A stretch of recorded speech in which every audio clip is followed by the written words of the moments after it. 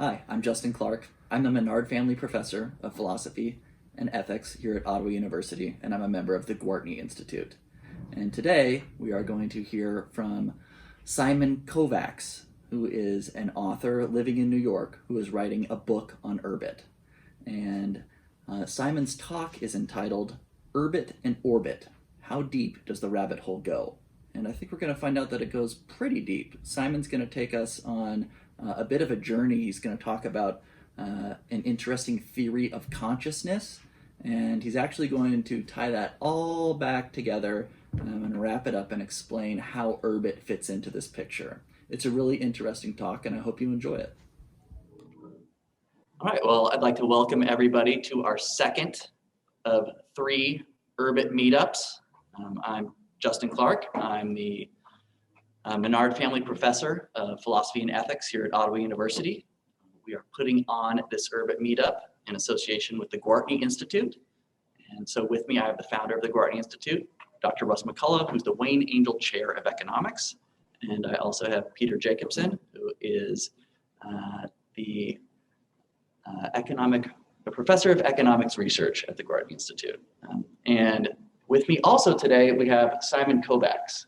And Simon Kovacs is an author who is living in New York, and he is currently writing a book about Urbit. The blog post that I sent you all to read is the preamble or prelude to that book, the prologue. And it is a vision of a dystopian future that hopefully we can avoid.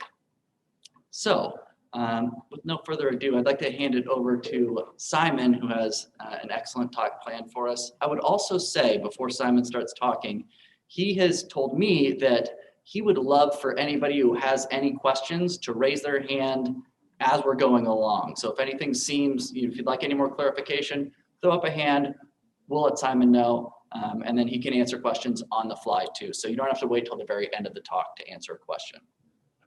Okay. Totally. All right, Simon. Cool.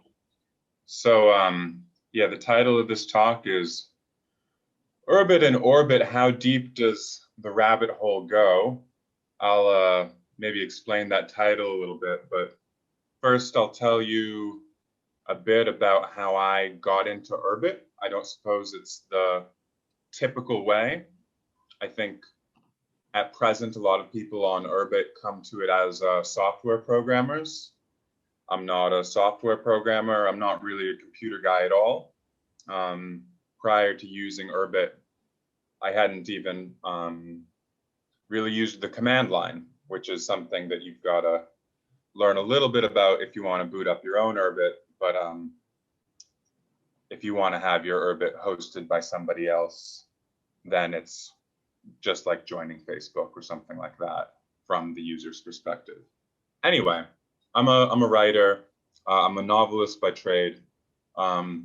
Actually, this week, hopefully, I'm gonna get a kind of deal for a first book. So I'm very excited about that. But I mention that because, you know, I always felt like the internet itself was kind of an impediment to the sort of work I was trying to do. I was trying to do work that required concentration, work that required some peace and quiet, but also work that wasn't dependent on the news feed, you know? So I graduated college in 2011. And there was a time when I felt like the path I was going on made sense. It was very normal, or at least it was reasonable enough. I kind of had odd jobs and I would always write, early in the morning or after in the evening. And it just sort of made sense. And then I think there was a time around 2014, maybe that's an arbitrary date, maybe not, when I started to feel like the internet was really taking over culture in the sense that everything that was important was beginning to happen on the internet. And what I mean by that is several things. One, everybody is just on it all the time. Everybody's on Facebook all the time. Instagram was starting up. Everybody's on Instagram all the time. Number two, it was starting to dictate what people think about and what people talk about, and also sort of the tone in which anybody was able to talk about anything. One way I think of putting this is saying that everything seemed to get very politicized very quickly. But also, I felt there was a flattening out of what was in the realm of discussion. I felt there was less tolerance of sort of strange or opaque subjects, less tolerance of non-political subjects, perhaps even less. I felt people were becoming less interested in joking around. So, and also people become very distracted when they're on the internet all the time. So I tried to deal with this by becoming like a complete Luddite. I didn't have a smartphone. I had a flip phone. You know, I didn't have a computer. I'd go to the library to use the computer. The problem with that strategy, I discovered, is that when there's an impediment to your desires, you don't really make it go away by ignoring it. So, you know, you can be a Luddite, but even if you're going to go into the hinterlands of Alaska, like, you're probably going to go into town once a week anyway to like get on Facebook or maybe like order some supplies. There's kind of no escaping the fact that the entire globe is networked. That fact isn't going to go away, barring, you know, some true cataclysmic event in which, you know, human life ceases to exist in some monumental way. So being a Luddite didn't really work because it's like the problem was still there. I was just getting more left behind, right? And also, you know, as a novelist, you're trying to write about people and the problems that they have, the lives that they live, especially if you're writing about contemporary people. And to do that without excellent firsthand knowledge of the way people use the internet is something that's not going to work. Okay. So when I heard about Urbit, I didn't quite understand it, but I was very intrigued, and I sensed intuitively that this might be some kind of solution. Okay.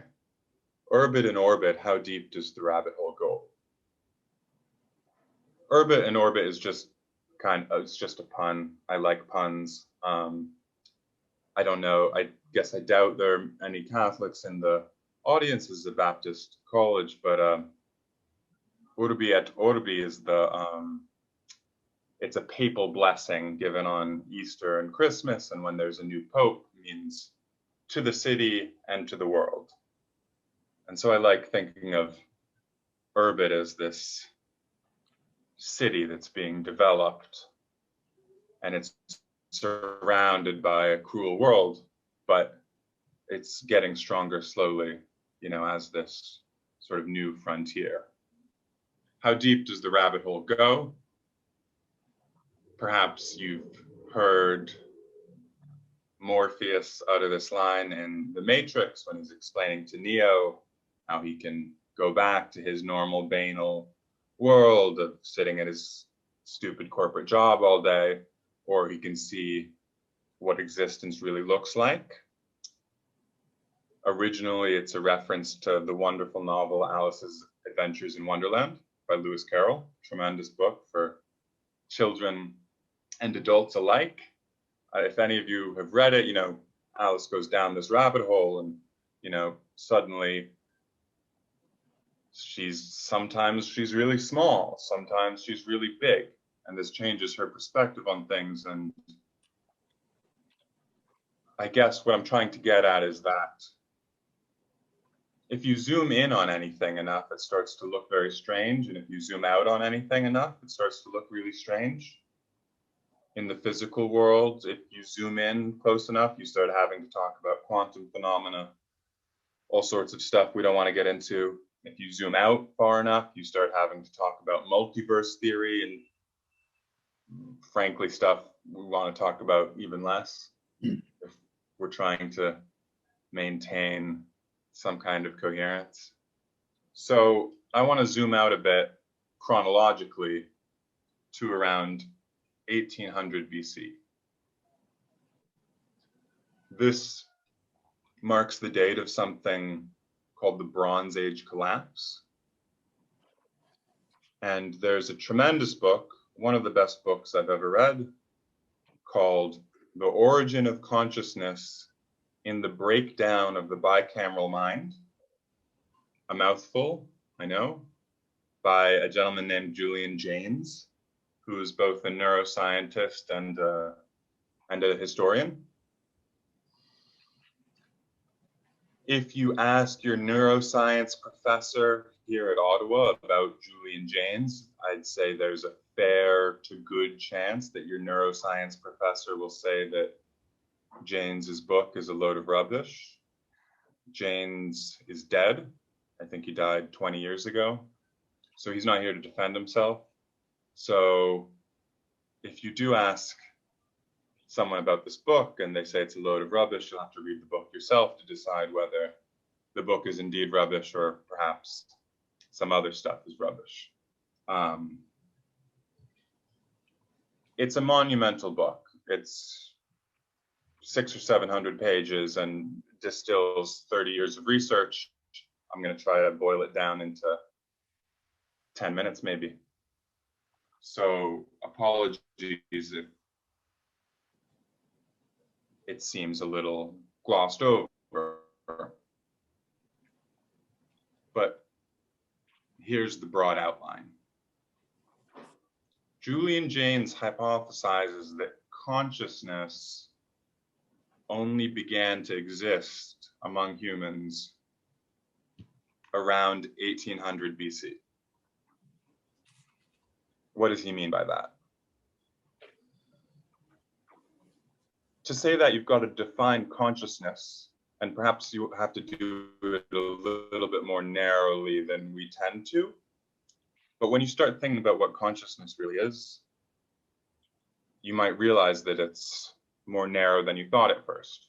For instance, if you're a musician and you're playing the piano, are you conscious of what notes you're playing? Do you make a conscious decision to hit each note, especially if it's some kind of filigree where you're going a million miles an hour? No, it's not really fair to say that that's a conscious act. Just like if you're an athlete and you make the decision to throw to the tight end as opposed to the wide receiver, you can justify it afterwards, say why you did it, but it's not quite conscious. If I say, okay, I'm just going to say some words. Ready?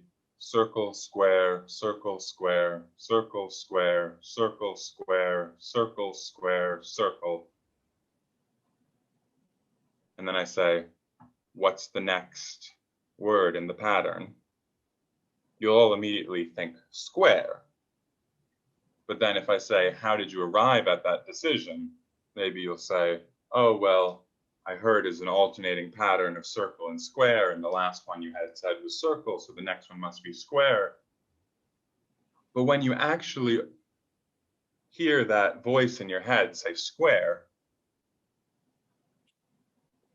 that's not a conscious, rational act. So what is consciousness according to Julian Jaynes?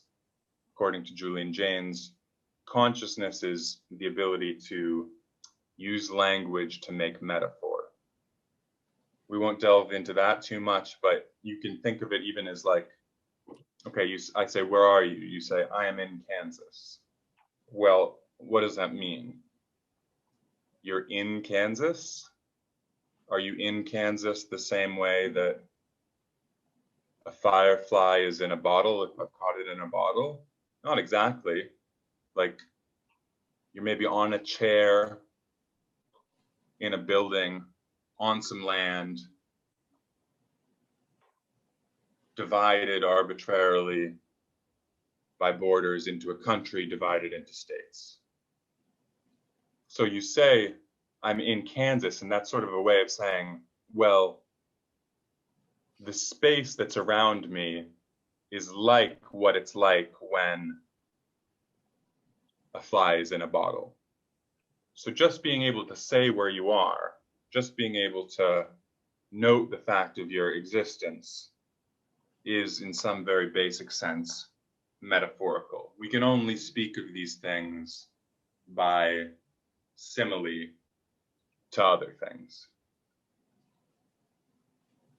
So, okay, 1800 BC, we have, prior to that, we have these very ancient kingdoms, Near East, Mesopotamia.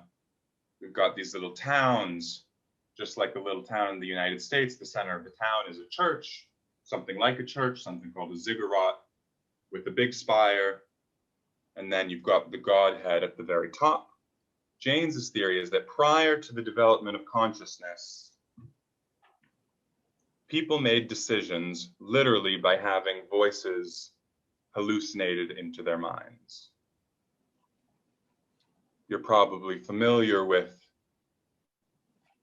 biblical passages such as God commanding Abraham to sacrifice his son Isaac, Moses speaking to God in the form of the burning bush, even St. Paul being taken over by a blinding light and being commanded to cease persecuting Christians and instead to spread the gospel. These, in Jaynes's conception, would all be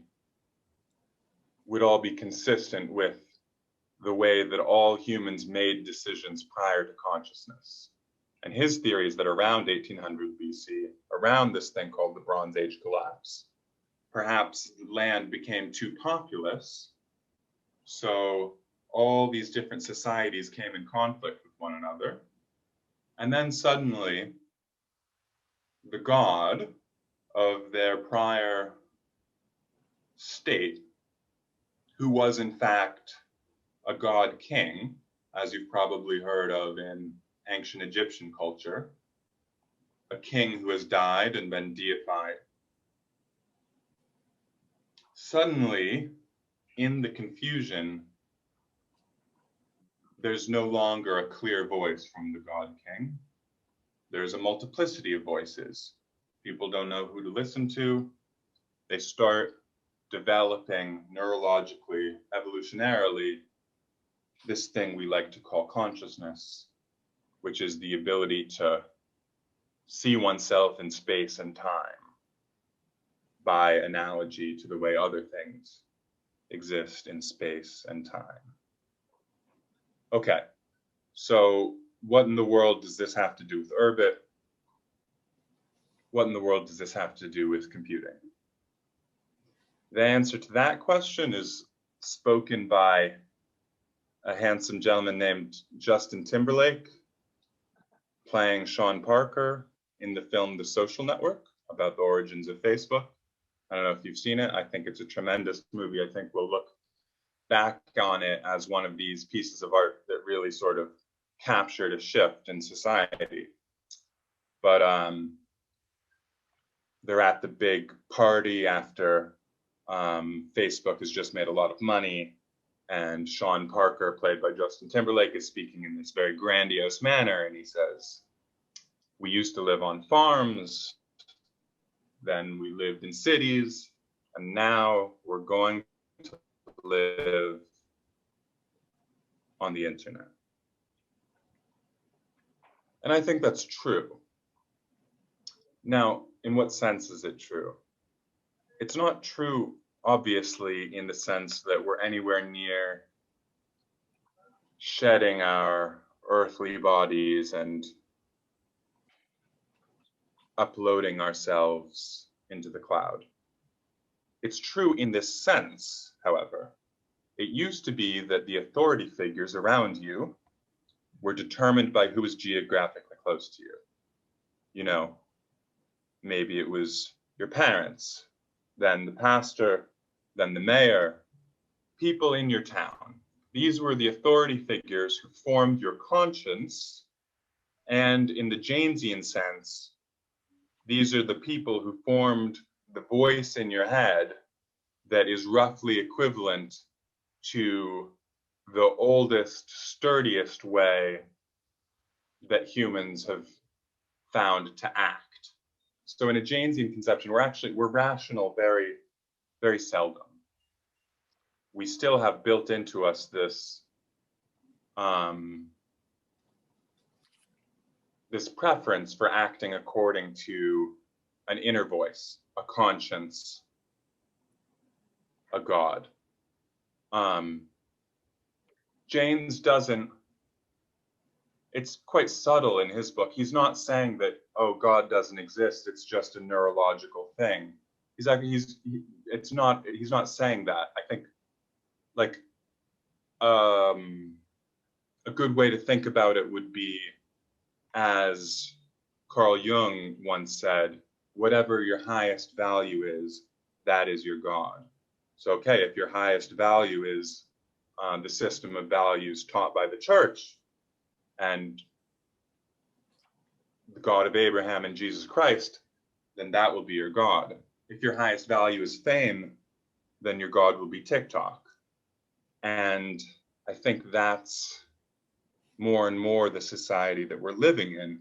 We're living in a society in which the voices in which people hear and which guide their decisions are being generated on the internet.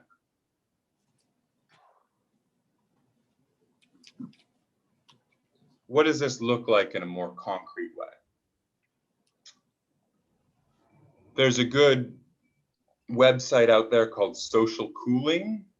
I forget if it's socialcooling.com or .org, but that's a term that's been come up with by this technology critic called Timon Shep. Seems like a good guy. He's trying to just come up with a term that distills all of these ill effects of the current internet. And I think social cooling is a pretty good one. I'll just read out a few of the features of what he calls social cooling. You may not get that dream job if your data suggests you're not a very positive person. If you have, quote, bad friends, end quote, on social media, you might pay more for your loan. What you post on social media may influence your odds of getting a tax audit. Okay, so these are effects of the fact that the internet has sprung up according to a market economy, and it turns out that the way of creating a software company that makes the most money for software engineers and for people who found software companies is this model where they build the thing, they release it for free, they try to get as many people addicted to it as possible, and then they harvest whatever data you put into their applications, which tends to be a lot, and then they sell that to advertisers who then try to get you to buy stuff. So that's one ill effect of what we currently have on the internet. What we can say is the client server model, and congruent with that, the software as service model. We'll get into a little more of that in a sec. But so that's one ill effect. It's also there's this very popular Netflix documentary called The Social Dilemma. I bet at least a few of you have seen it. And they cover that fact pretty well. There's one especially good moment in that documentary where this guy who created the YouTube algorithm is sort of explaining, like, you think what's recommended to you is just like what you like or what you might like, but it's actually, they have these different pools of topics that they think might get you really addicted, you know, or a really deep rabbit hole. And then they just show you different droplets from each of these pools until they can find something that you'll just keep watching and watching and watching. Because more than anything, they just need your time. Okay, so that's one ill effect. There's another ill effect that I don't think social cooling really adequately covers, and which that documentary, The Social Dilemma, tries to cover, but generally I think they do it in a pretty specious way. And I think generally when people try to talk about this, they get it wrong. In The Social Dilemma, they frame it as like, and the internet is making people begin to believe conspiracy theories. Like, oh, it used to be that the truth about things was so clear to everyone, and now everyone's getting ensorcelled by all these lies. Okay, there's some truth to that, right? There are, like, you know, I don't know how popular the flat Earth community was, but it was like pretty popular. So there is true that it's exploiting a desire to sort of be right and be a prophet where like the rest of the world is wrong. But I find that moment in The Social Dilemma kind of funny and wrong at the same time, because they really can't say exactly what the problem is because it's a little too dark. But like, you know, it's like newspapers and television have been able to beam their version of the truth into our minds for, I don't know, okay, let's say 100 years if we count radio. The only difference is that now the ability to do that has been democratized. Now, if I really want people to, I don't know, wear pink bunny slippers, I can get on Instagram. I can devote my life towards making sure that at least some people wear pink bunny slippers using all the tools of the trade I've learned from advertising books and social psychology, etc. And I'll get at least some people to wear pink bunny slippers, like, sure. So now anybody can do this thing that corporations have been doing, governments have been doing for a while. And it wasn't good when they were doing it. And it's not really good when individuals are doing it. But it's just been democratized. So that's my take on like the problem of truth on the internet. No, people have always been lying and lying very eloquently. But now the ability to do that has been, as I said, democratized. And then another one of these ill effects is, I think, while there's a huge number of voices on the internet, in a way that's sort of hard to describe, you end up, when you have like a billion people trying to talk in the same room, you get this terrible flattening, where it's like, for whatever reason, the default when there's huge numbers of voices in a room is to sort of take the most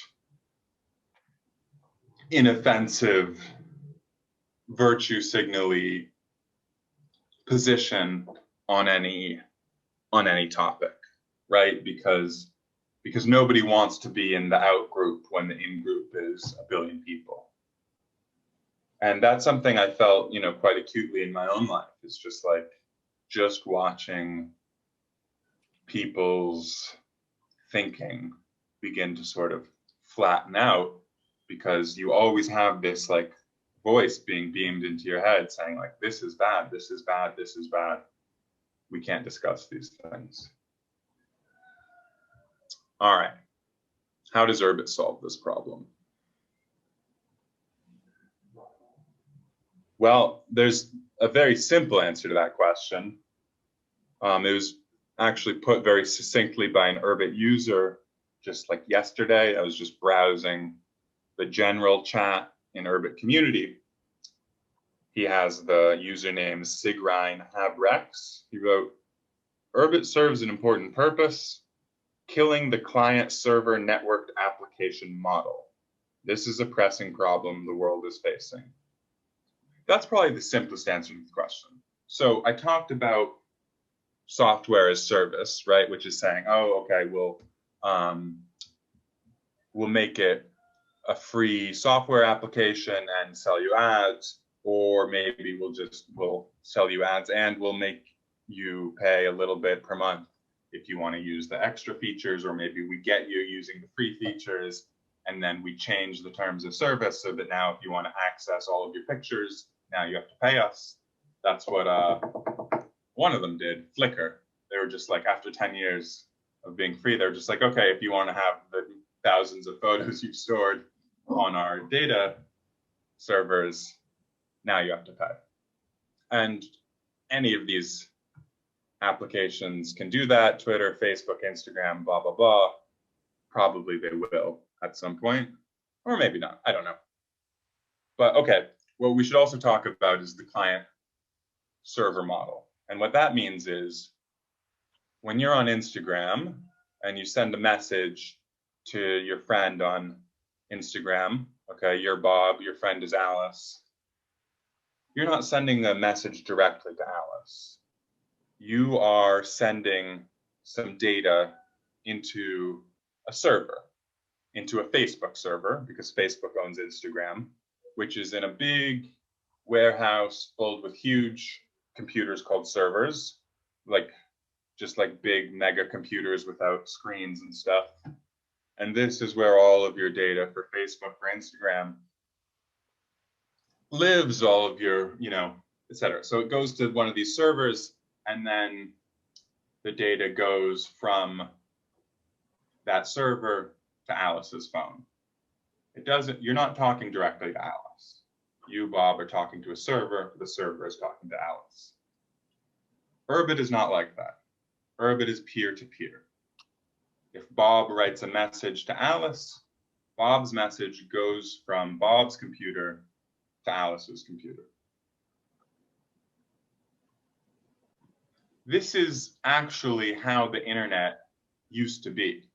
I think there's a line from some of Urbit's promotional materials, which I think is good, is that when the internet started, the internet itself was a social network, right? The internet was built for there were some people doing computer science in a government agency in Washington, and they just wanted to be able to share some bits of code with some people doing computer science in Stanford, some people doing computer science at the University of Illinois. So, okay, we're going to build this thing that's okay, me here in Washington, D.C., I'll send this little bit of code to Illinois. Illinois can send a bit of code to Stanford. It's direct peer-to-peer. This is actually a huge, huge, huge difference. If we were to go back to peer-to-peer networking, I can't even imagine just how great an effect it would have on society. But I guess if Josh has given you a sort of overview of Urbit, you might be thinking okay, peer-to-peer networking, that's great. I get it, because now there isn't this intermediary, Mark Zuckerberg, in the middle who has my data, who can sell it to other people, who can introduce ads into my feed. And let's say nothing of the fact that your Instagram handle, Bob Jones 4572, that doesn't belong to you, right? Facebook can just say, okay, you don't have that anymore. And there's no, we have a fairly strong tradition, at least in this country, of like, okay, like there are legal, if somebody steals from you, there's legal recourse, there's a trial, you can like, you get to speak directly to a jury and person. There's none of that in any of these, companies. It makes Kafka look like 10 Angry Men. Like it's almost worse than in Kafka. It's just so disingenuous and so opaque. If you're actually trying to find out, why have I been banned from Twitter? Like in my book, I wrote about this guy. He had the Instagram handle Danny because he was a very early Instagram adopter and his name was Danny. And then just very suddenly, he didn't have it.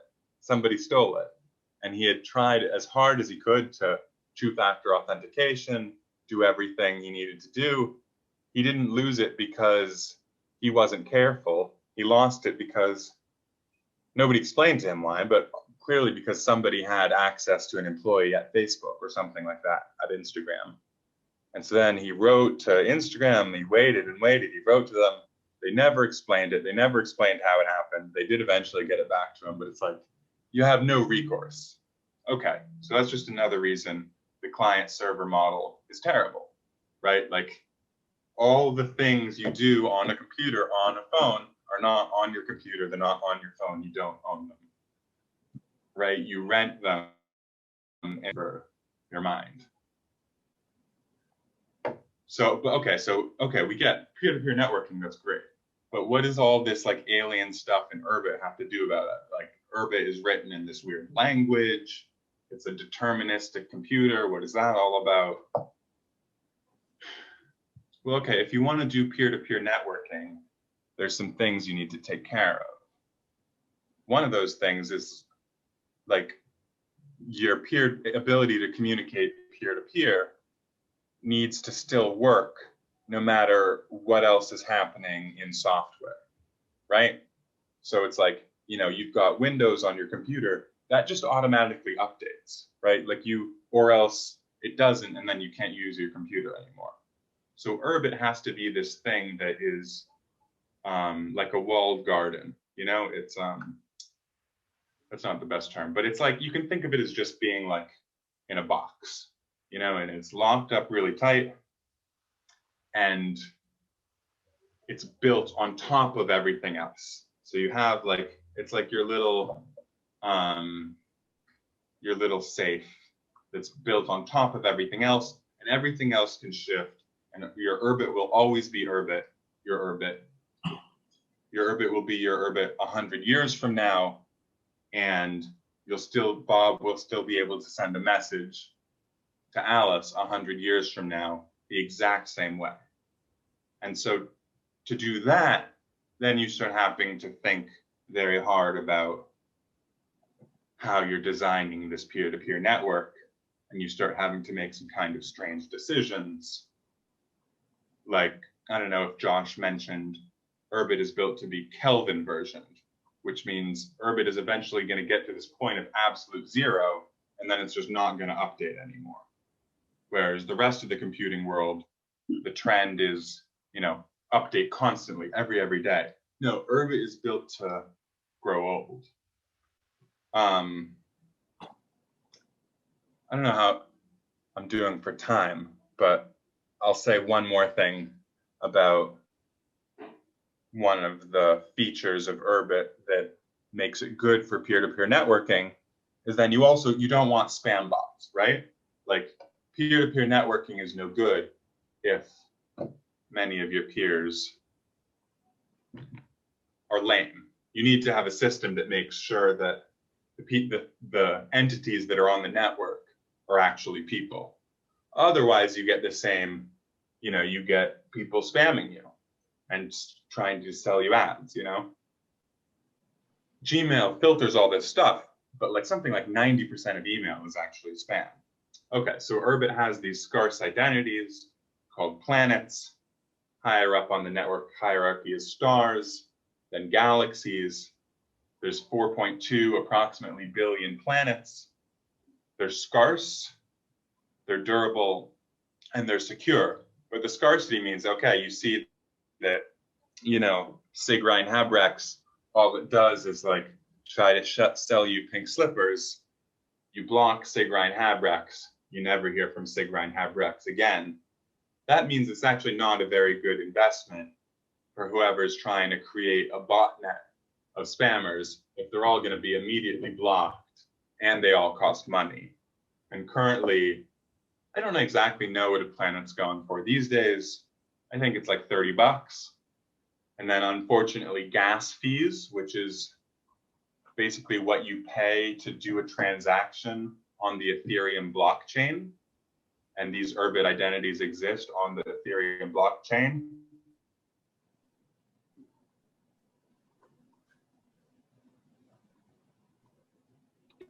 Gas fees are super high right now. I think Urbit developers are coming up with a solution to that like very soon, like in the next month or so. But don't quote me on that.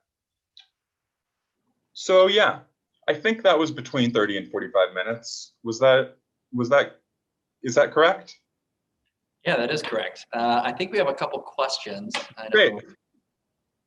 Peter, did you want to ask a question? Yeah, so I kind of get two different things that might have attention, maybe that I'm curious if you can resolve them for me. One comment is that Urbit is going to sort of fix or be a way of alleviating this problem of like dystopian sort of systems of control. And so like social, do you want me to come up? You might as well. I think you might be able to hear you better if you come up here. Yeah, I can see he's straining. all right, I'm coming up. So Urbit is I sometimes could put on headphones too, but it's sometimes mentioned as like this solution to this dystopian like surveillance problem that we're running into. But on the same hand, it's also sometimes marketed as a way to keep, because people aren't anonymous, it's a way to keep people more honest, and you have sort of more control over people's behavior if there's like a stake in them maintaining their identity. And so to me, these two things like appear like they may be in tension. I could be wrong, but you would think that if someone is no longer has anonymity, that it'd be easier to socially condition them. What are your thoughts on that? sorry, if somebody no longer has anonymity. Yeah, so one of the selling points, right, is that people value their identity on Urbit, and so they're going to act more politely than on the internet or something like that. Right. An alternative selling point is that it will help undermine sort of a big like social conditioning, like we read actually on the blog conditioning system. So what are your thoughts on those two things? Oh, I see what you're saying. Yeah. I mean, well,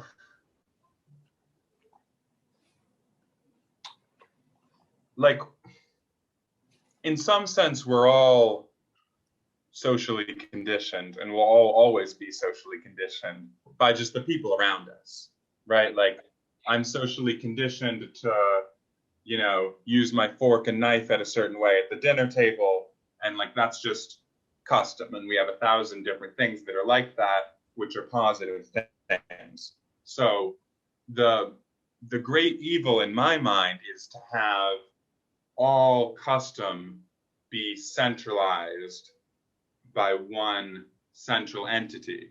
And for me, the internet, or as we sometimes call it, the clearnet, which is like the internet outside of Urbit, looks more and more like that. But with Urbit, it's like, yes, like so I have a group. Yeah, I can say, everybody, you're kicked out of the group if you don't send me a picture of you wearing pink slippers. But then probably not a lot of people are like going to want to be in my group. Or maybe that group is only for the people who love wearing pink slippers. But the difference is that it's decentralized. And so you'll have this identity that's permanent. And so you'll want to behave in a certain way. But it's like, if there are people who don't like the way you're behaving, they can just kick you out. And if there are places where you don't like what it's like there and you want to behave differently than they're allowing, then you can just leave and go to the other place. That's Urbit in an ideal world. It's not that decentralized yet. It's like still a lot of the same people are in a lot of the same rooms. Great. Yeah. I had a further question Yeah. to ask, unless if anybody wants to go before me, you can. Okay.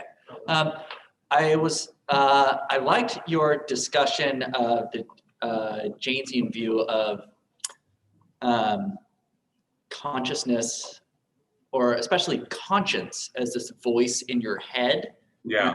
And the idea that, we've all had, we've had voices in our heads for since at least 1800 BC. But one of the problems with the contemporary, living in the contemporary world is that we have democratized the voices in our heads. And so, and correct me if I'm wrong, but I took it that you were saying that this can kind of induce a kind of schizophrenia, in that, you have so many different voices in your head that really you didn't ask for.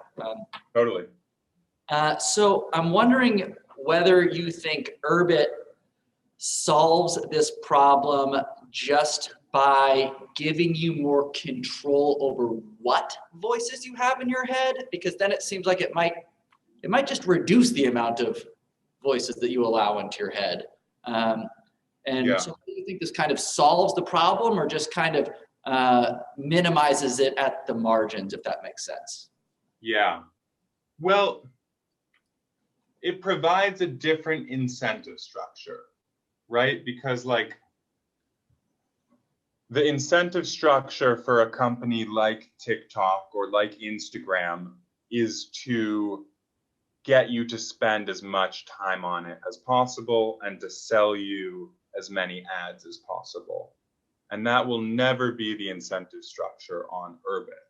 Now, it's a fair point. Like if I'm running a group, like somebody who has something to sell you can still run a group and still like post all the time about why you should wear pink slippers. Sorry to keep coming back to that.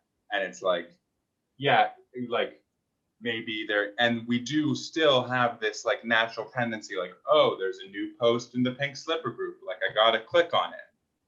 But in addition to there being a different incentive structure on Urbit, everything, all of the design choices on landscape, which is the user interface that currently just about everybody uses, everything is being designed to be as calm as possible. So for instance, I just have unread message count turned off. So when I look at my Urbit, I have a screen, and then I have 30 squares of different groups. If I want to click on the group, I click on it, and it's like, I don't get any notifications if somebody posts something new. It just says Urbit community. And I have it set that the only things I get notifications for are direct messages, or if somebody is posting in the group I created. So for that second part, I think it's sort of like, it's sort of just like trusting the design choices of Tlon, which is the company bootstrapping Urbit and creating landscape. And I think like if you get to know the people who are designing that, you'll see like this is like the most important thing for them. But also, and this is where somebody with a little more technical expertise might be better able to answer your question. The far-reaching idea is for different Urbit users to be able to design their own software. So not everybody has to see the same user interface. So I can still get on Urbit and still talk about Urbit community, but maybe I only see text. And I've written a program where just like images are gone. There's no images. I only see text, no notifications. And maybe that's the way I want to use Urbit. So it's meant to be very malleable in that sense. And yeah. Okay, thank you. Yeah. We have a question from Russ and then one from Isaac.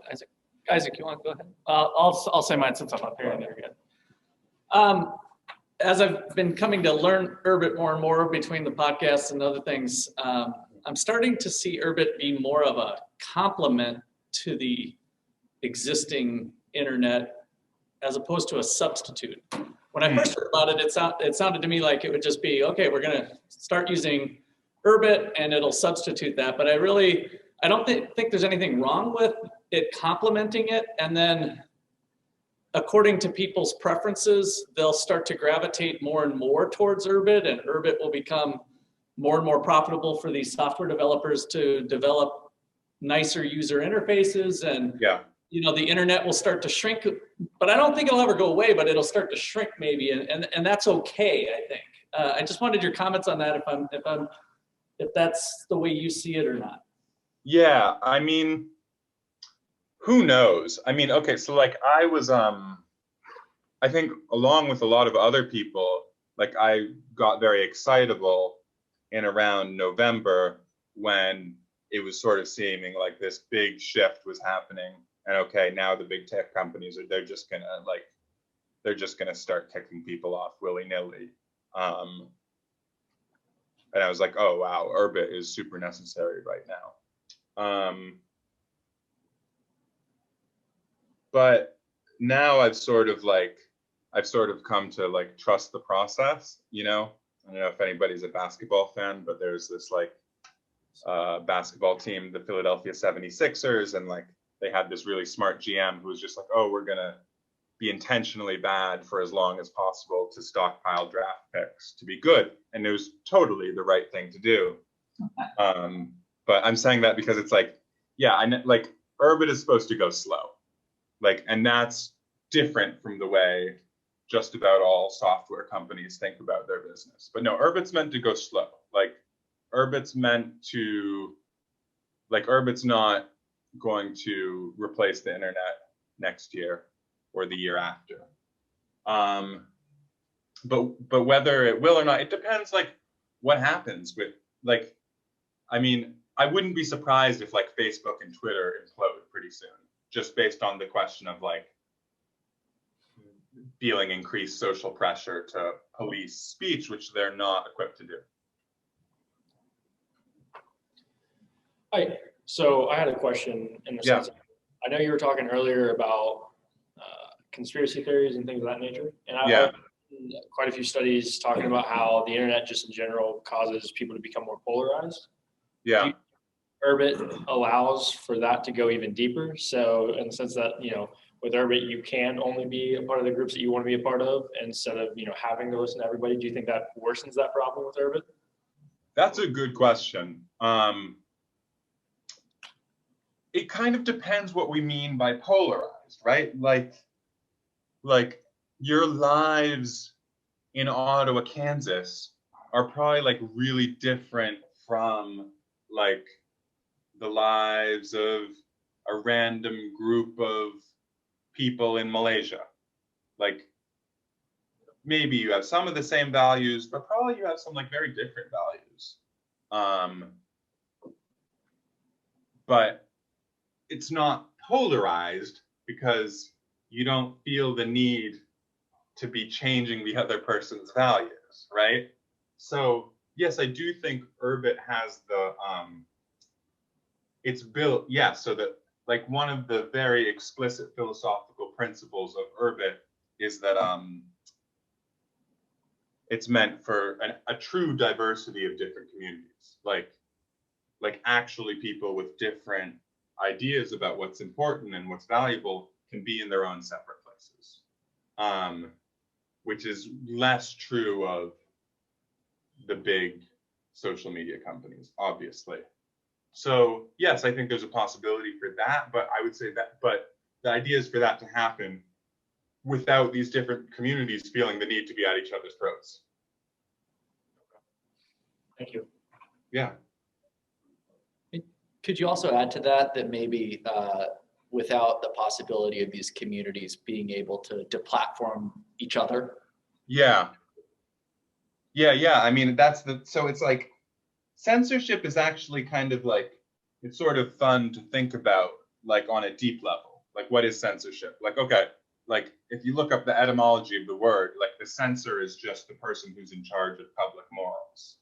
So like, I used to say, okay, like Urbit is very censorship resistant, which is true in some sense, but it's also not true in another sense because anybody who hosts any group can censor anybody in that group, right? So, but me, I can't censor anybody in anybody else's group. Okay, if somebody says something in Urbit community and I don't like it, like I can't report the person, like it's just laid out differently than in these big tech platforms. Now, I mean, in a way, it'll be interesting to see what happens with the big groups on Urbit that are run by Tlon. Like, they're going to run into the same questions that like people at Facebook ran into. And it's like, you know, these people weren't evil. They were just kind of naive. Like they just didn't understand that this was going to happen. And they thought that like everything to do with the idea of free speech was kind of like self-evident. And then they discovered it wasn't. And they discovered that if there's like a really bad news story about this evil group of people, the pink slipper wearers, who are in like a Facebook group, then that looks really bad for Facebook. And then it's simpler for Facebook just to try to kick out all the pink slipper wearers than to look at like, wait, do we really want to set a precedent for like kicking out people just because they say they really like to wear pink slippers, you know? So it's a complicated problem, but I think it's on Urbit, it'll just be more decentralized. Yeah, when no central authority has that power, Yeah. Nobody can demand that they wield it. Yeah, yeah. There's a really great succinct line about it. If you Google, like it's one of the earliest Urbit blog posts by Galen and Curtis. I wish I could remember it, but it's like, Urbit is meant, I can't summarize it, but it's just a list of principles, and it sort of covers this idea of censorship of it. You know, it should be very hard for you to censor someone else, but it should be very easy for you to leave if you want to leave a certain place and not have to listen to something. Any other questions, students? I have one final question, but it should be short. I know I don't want to take up too much of Simon's time, but when you were writing the book on the history of Urbit, and I'll give everybody the address, you can go read this book as it's being written on Urbit. And again, we're going to get you all Urbit identities. You unearthed some really funny stories, I thought, about the history in particular, where Curtis submitted that paper to the conference and called the reviewers morons. Yeah. So I was wondering if there were any things that you found out looking up the history of Urbit that you thought would be interesting to share, or funny, or something that you didn't expect. Oh, that's interesting. You know, like, I think something that surprised me, like, because, okay, Curtis invented Urbit, and Curtis is like a very voluble person who like writes and talks a lot. But I think there's like a real, from the very beginning, the fundamental ethos of Tlon, but also of Urbit in general, is just like, no, we're just going to quietly build this thing, and we're just going to make this thing good. And like explaining this thing is useful, but it's more important to just build the thing. And it's like, I kind of see that permeating. And so, you know, people often get very defensive against Urbit, or like, they're like, this is intentionally obscure. But I'm like, oh, like, they're just trying to go really slow and just build a really good thing. And that sort of accounts for a whole lot of the confusion around Urbit. So I really love explaining it and trying to talk about it and talk people into why it's important. But, and I think that is valuable, but it's, the core ethos is, let's slowly build the thing. Okay. Well, why don't we all give Simon a round of applause?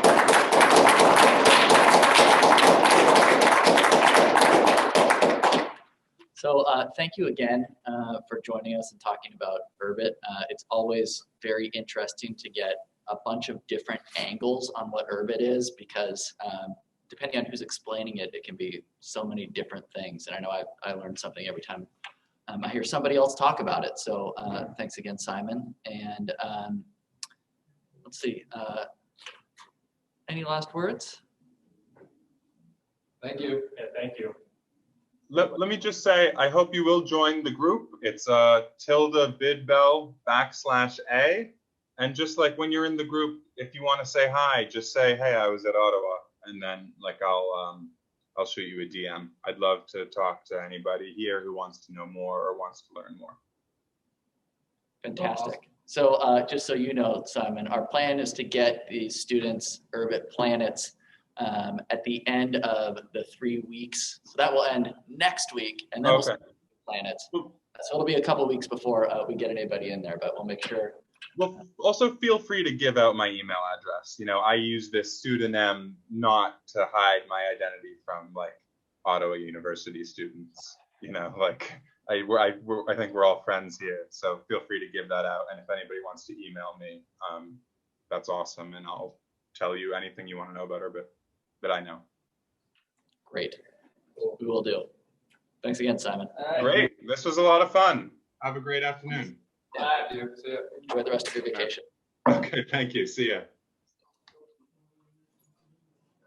Okay, so now we can keep it recording. You can join in with yours. So I don't know if you guys knew, but Justin is going to show Urbit in action right now, just to give you an idea what it looks like when you're really using the interface. He's going to pull up his account and do a little screen share. And give us all his keys.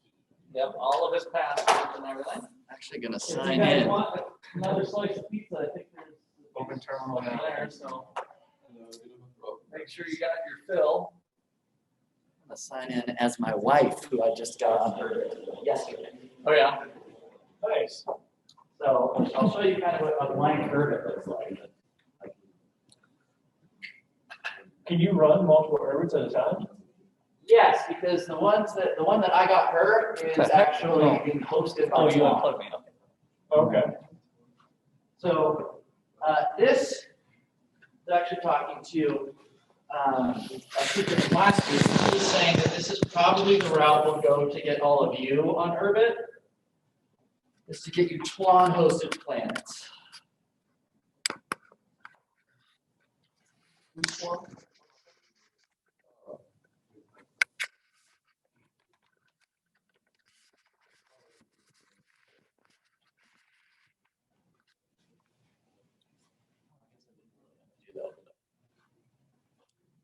Not really, I guess. Maybe. Well, you were going to join the Zoom meeting so you could screen share. Yeah. Do that instead. Okay. That mistake I made last week. There we go. Yeah. Again. Okay. Yeah. There you go.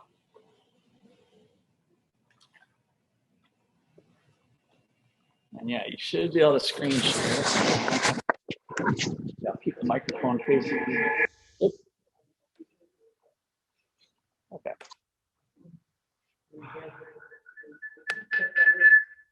Yeah, turn your speaker on.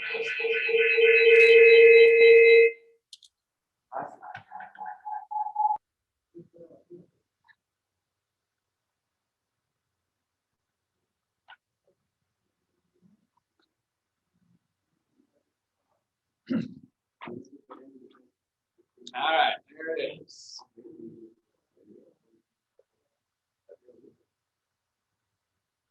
It's very raw looking, you guys. Because it's starting out. This is it. This is actually my Urbit. So this is my wife's Urbit. So I just started this yesterday. Oh, you can put any background you want. So I put a photo she took of me trying to hold my two sons, one of them punching balls. Oh my gosh, how did you actually get that picture of the punching and everything? Yeah, I was holding them like this, and she said, "That looks so cute. Let me take a picture." And she pulled up the phone right as she did it. My son came out like, "Oh my gosh, really hard." Perfect time. I know, it looks like it was staged. It was, yeah, it looks totally staged. Wow, amazing. So, on Urbit, you have this cool little clock.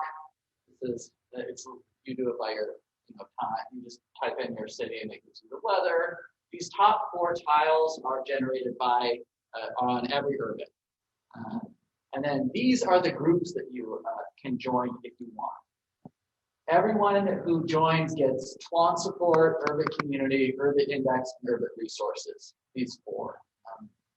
If you go into, if you have problems with your Urbit, Twan support would be the group that you would want to check out. You could click general here. There's lots of people who want to join the channel. I do. Okay. Each channel is basically a chat box, right? A Yes. chat room or however you want to. So that's Galen. That's actually the. Oh yeah. We actually talked to Galen. That's Twan. Let me go back to my tiles page. That's what these are all called. I signed my wife up for a couple of groups already. I signed her up for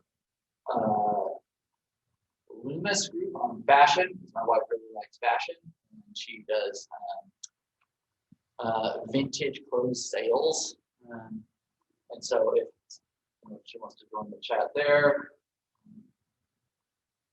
let's see what's going on in the fashion chat. And that they have that open to anybody who wants to talk fashion. Anybody who wants to talk fashion. You might think, well, where do I find these chats? Well, if you're going to come preloaded with Urbit Index, click on here. Here's a list. If you want to start a group and make it available to anybody for them to join, you can just advertise it here. Let's see, I want to go to the directory. So somebody's starting a Python programming language group. Somebody's starting a musical autism collective. I don't know what's in there. Northwest Washington, Queen City Urbit.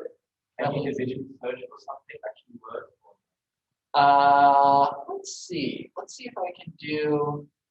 Well, there's a video. I was wondering if video. So can you publish like short videos or video clips in rooms? Like it looks like that one has some sort of motion.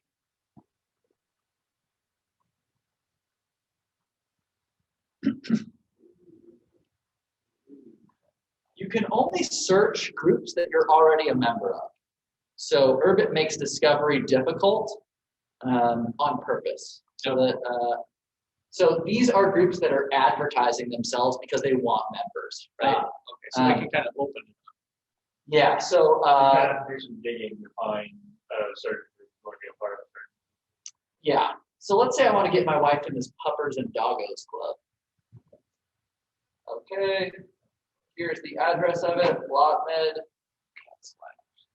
Yeah. Oh, cancel out. So then I would just go join group.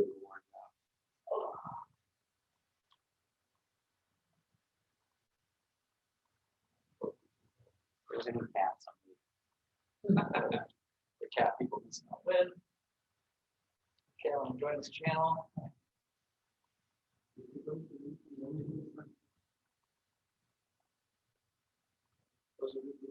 we go. Loaded pictures of dogs.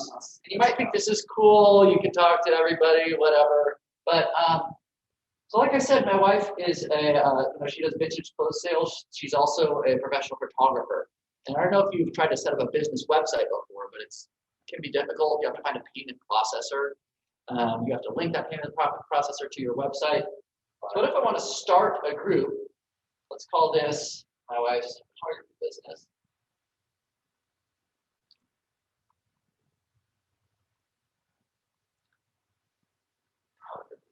Hopefully she won't mind that you're starting groups.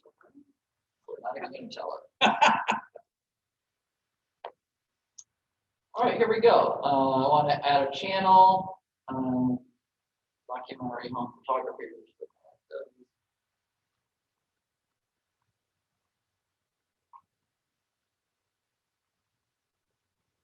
Now this is essentially a group that my wife can put on Urbit Index, have people join. And that, whatever, that may be cool too. But what if, so my wife actually also sells vintage clothes online. What if you wanted to set up a t-shirt shop? Again, you have to jump through a bunch of rings if you want to do that online now. And to make it really easy, you can do it very easily, but you have to pay a substantial portion of your profits to a third-party processor, right? Next week, what you're going to hear about is Bitcoin being integrated into Urbit. So starting in about a month, every time you boot up your Urbit will already come with the Bitcoin wallet. And that will make transactions between Urbit chips peer-to-peer pretty much instant, and with only the fees that are required by the Bitcoin network, which is a very small amount of fees and can be extremely small if you're willing to wait for a while for that transaction to go through. So if I set up a group for my wife about vintage clothes,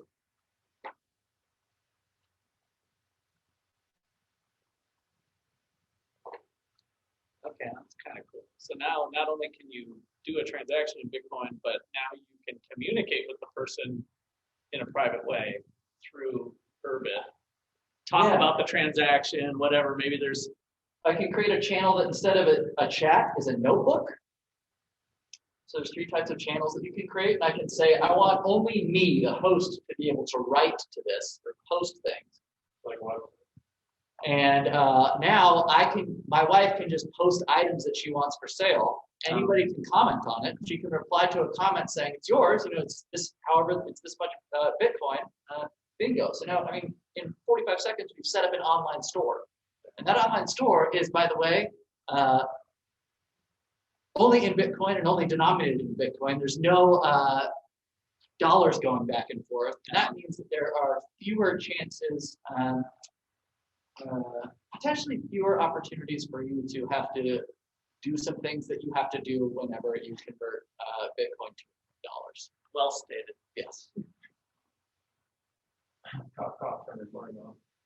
on. So yeah, that's my wife's Urbit, and you can see. You can also, if you wanted to go in here, this is what my wife. This is what my wife. This is what our guest was talking about. If we go into how we want our Urbit to appear, if we don't want all the busyness there, we can hide the unread counts. We can hide the tiles altogether. Or we can just hide group tiles and not hide the utility tiles. So let's do that and see how it looks. Say, okay, go back here. Okay, now I've just got the 4 utility tiles. I can get rid of those 2. And if you're in like 30 groups, this might be something you want to do if you want to see me getting punched in the balls when you log in here. Otherwise, you can fill the space up with tiles so that you don't have to see that. How would I love you got the Auto University shirt on. But I look closer. What's you that? have to go back into your settings and turn back on the tiles and go back into groups, Or if I want to actually go straight to a group, you can use this leave button and type in any group that you wanted. So if I want vintage clothes, all right, this will take me right to my vintage clothes. Oh, cool. So there's this shortcut that takes you any, you can skip clicking on things. Yeah. So real easy for like the soccer team to set up their own group if you guys are all on it, and now you've got private communications you can do without Facebook having, when you go on the job market, whatever you posted there, your future employer won't be able to look at, but it's all private. It's just there's kind of some peace of mind of that you can have that freedom to communicate. My eyes were more open now that I can see this sitting side by side with the other Facebook, and like you choose to be on Facebook because you want to talk to grandma, and grandma's not on Urbit, but you and your generation could continue to build on that. This would be a place you could post, Friday night book club on, and employer see what books you're Yes, and whatever kind of books you want to make on Friday are fine, as long as nobody else can see the books that you're reading. Yeah, and it's just like having a private conversation. So, all right, very cool. Anybody else have any last questions for Justin on this? really cool. Yeah, so I will also just say I just fixed this one up for my wife yesterday. One of the reasons I did it was because I wanted to see how Twan's hosting would work, since you guys are going to get hosted planets. And the way it works if your planet is hosted is normally you pay a fee per month. Usually right now I pay like $10 a month for my wife's. Yours will be free for a few months. However, the planet that you'll get, you'll own. So I can show you how to host it on your own at the end of those months, and there's no fee or anything for just taking it. Does that make sense? Yeah. So, So anytime you can be like, oh, I don't want to host my plan, pay somebody to do it for you, and you can be like, well, I don't want to pay a fee if I can do it myself. yes, or you don't have to make the commitment to downloading the software and running it on your computer before you figure out if you like to use it. Yeah. Does that make sense? Yeah. Does it look like the interface, whether Tlon is hosting it or whether you're doing it yourself, does it look the same? Right now, it does look the same because there is one interface that's available for Urbit, and it's Tlon's product, Landscape. But the idea is you should be able to build any number of interfaces, and this is right now just the only one that's available. In its infancy. Okay. Yeah. They have a good question. If you Well, let Nate ask. So you can host your own planet, of course. So what if I wanted to buy my mom and dad Urbit? Can I host their planets, even though I don't have a star? Can I host theirs for them? Yeah. So what's required to host doesn't relate to the hierarchy in Urbit. Okay. Right. No hierarchy. Yeah, it just requires you having a machine running with enough memory. Okay. So you could either host that, you could buy a server and host it in your garage, or even I can host more than one planet on my laptop if I want. Yeah. Or you could buy some space in like DigitalOcean or the Amazon Web Server. The benefits of having it hosted by either Tlon, Amazon, or DigitalOcean, some service like that, is that it's always on. So if you send me a message, I don't get it if my computer's off, right? As soon as my computer opens and it starts running again, I'll get it. But that also means that like if I was running a store, you couldn't shop my store when my computer was shut. Does that make sense? Yeah. Okay. But since my wife's is hosted, hers is on all the time. Okay. So this is why, like, if you're running a star, you want to make sure that yours is always running. How much memory does it take? Each Urbit instance only takes 2 gigs of memory. When you say with a Raspberry Pi do the trick, you said you got a Raspberry Pi and how much Raspberry Pi on all the time? There is a group called Small Computers, SMOL, and it's all about guides on running Urbit on a Raspberry Pi. Okay. And there's step-by-step guides on how to do that. So, I mean, it's something that I would like to do eventually, but it's probably beyond my skill set right now. So, Yeah, so we'll definitely be setting up a Courtney Institute group of, just to get us started and people being there, so we'll have something to go to. And we hope that this will start to be something that we'll use more internally for us, and then we'll start to grow and learn. And obviously you can see you guys are going to grow right along with Urbit, since Urbit is just still in process, really. and the other interesting thing to remember is that this is an identity that even if you decide after 4 months, I don't want to host it on my own, and I actually don't want to host it either. You can still download it's called your peer, that's your planet. You can just download it, keep it, and then if in 10 years you think, oh my gosh, that thing actually took off, I actually do want to do that, you can boot right back up and start running it again. Yeah, that's cool. With all your past information. So this is an identity that you can keep forever, and that will always work. Cool. All right, so that's it for me. Remember, our final meeting is next week. We are going to have Christian on who will explain the integration of Bitcoin into Urbit, and kind of hopefully talk a little bit more about what that's going to enable. Great. See you guys next week.